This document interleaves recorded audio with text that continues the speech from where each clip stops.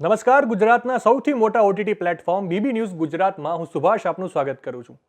પાછલા થોડા સમયથી ભારતીય જનતા પાર્ટી અને આમ આદમી પાર્ટી વચ્ચે દર્શકોને મજા આવે એ રીતનું શાબ્દિક ઘર્ષણ જોવા મળી રહ્યું છે.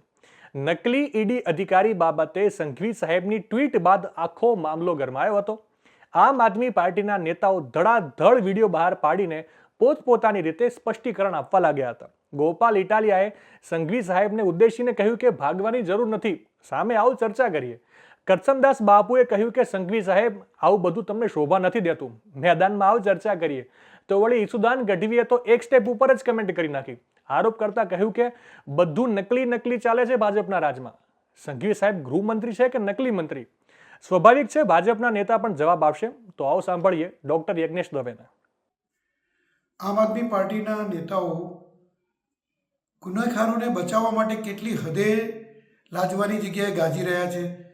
ગોપાલ ઇટાલિયા એવું કહી રહ્યા છે કે હર્ષ સંઘવી મારી સાથે ચર્ચા કરે.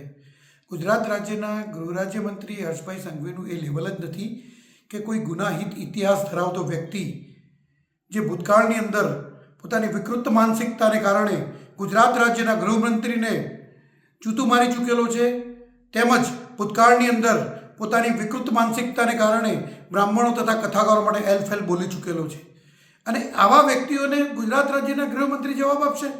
અને મારે કહેવું છે કે મહેરબાની કરીને માફમાં રહો, કારણ કે તમારો જે વ્યક્તિ પકડાયેલો છે, જે ગુનેગાર પકડાયેલો છે, પોતે કબૂલ કરે છે કે હું આમ આદમી પાર્ટીનો મહામંત્રી ચાલુ છું. ભલે તમે ખોટું રાજીનામું ઊભું કરો, કારણ કે રાજીનામું તો વ્યક્તિએ રાજી થઈને આપેલું હોય, અને રાજી થઈને જ્યારે રાજીનામું આપે ને ત્યારે પોતાના ફેસબુક પેજ ઉપરથી અને પોતાના સોશિયલ મીડિયા ઉપરથી પોતાનું સ્ટેટસ હટાવી લેતો હોય છે.